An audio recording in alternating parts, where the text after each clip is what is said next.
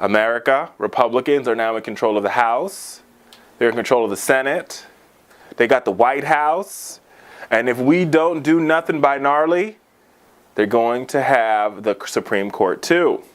But Senate Democrats plan to slam the brakes on Trump's nominees. Yes, indeed, America. It is true. Democratic leaders in the Senate promise a tooth and nail battle with Republicans over President-elect Donald Trump's nominees to the slew of senior cabinet positions. They've called for extensive financial reports. They've called for lengthy hearings. They've called for panels with witnesses. They have copious questions. They have, they've limited the number of confirmation hearings in a single week. Republicans, on their part, think they envision America an accelerated process with quick votes, but it's not going to go down like that. Now, here's my thing. So, politics does require a level of hypocrisy, just a little bit, right? Because a couple months ago, Republicans sort of basically, every time, for example, Loretta Lynch, it took them about 200 days to confirm Loretta Lynch to be the Attorney General. And they were like, oh, well, we need more time, blah, blah, blah, blah. And Democrats are like, you need to give the president his team. Rah, rah, rah. Republicans are like, no, we need to scrutinize. Now Republicans are saying, you need to give the president his team. And Democrats are like, no, we need to scrutinize. Which is why, folks, this is bad for the American people. I'm not saying I agree with any of Trump's picks, but this level of gridlock that we've created in Washington doesn't work for either party, Democrats or Republicans. What you're going to get from Democrats in the next 2 years is 2 years of utter and complete, they're going to obstruct everything. Utter and complete obstruction. Like, nope, we're not going to vote on it. Nope, you're not going to get 60 votes. We're never going to give you 60 votes. Ever. On anything. And then it's going to become this battle. And the American people might, the parties might switch controls of the House and the Senate in 2018. And we're back at it again.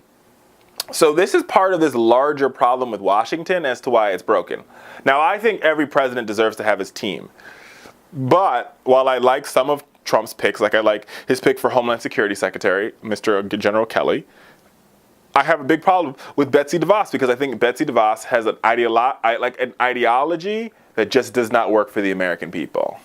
Right? And I'm not saying that I want somebody that's like totally pro-teachers union, somebody who's totally pro-anti-charter, because Arnie Duncan wasn't anti-charter, neither was John King.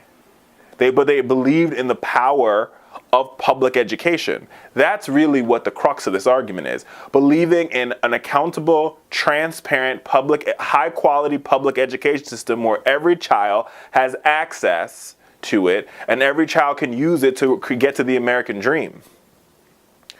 But I got to tell you, folks, I really got to tell you, this is there's no other way to say it, but the fix is already in. For progressives to win this thing, here's the crux of this argument. We didn't take Donald Trump seriously during the general election. We just, let's be real. Well, progressives might have, but Democrats in general didn't take Donald Trump seriously. Thought it was a joke. Now he won. Now the Republicans and the Trump people, they're like, yeah, this is like Donald Trump, like he said in an interview to Playboy in the 1990s. And when they asked him why everything was gold-plated around him, he's because like this is the Donald Trump show, and we always are sold out. We have a sold-out crowd every night. So Donald Trump is now living the Donald Trump show at the White House, and it's a game to him. It's a show to him. And so what we've got to do, progressives, we've got to treat this like a show. Right? We've got to get out of our silos, get out of our emotions, and we've got to say, you want to put on a show? Guess what? We're going to put on a show as well. And sometimes in that show, you sit back and you fold your hands and you let things collapse. We're going to talk about Obamacare later in the show, but Obamacare is a great example. If they want to repeal Obamacare? Okay, go on ahead and repeal it. Unfortunately, Americans are going to suffer. But at least they will know why they're suffering. They're not suffering because of Barack Obama. They're suffering because of misguided Republican policies.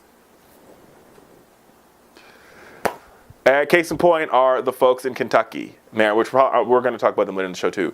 But the coal miners in Kentucky who benefited from the Affordable Care Act because of the benefits for black lung, who might lose those benefits because Trump is going to repeal the whole thing. And they don't have a replacement. I just want them to say, oh, they're like, oh, we have a, show me the bill. Like Nancy Pelosi said, just you got to vote for the bill to see what's in it. Well, clearly there was the Obamacare wasn't perfect, so this time we aren't voting for the bill until we see what's in it. So Republicans, show me the bill. Show me the bill.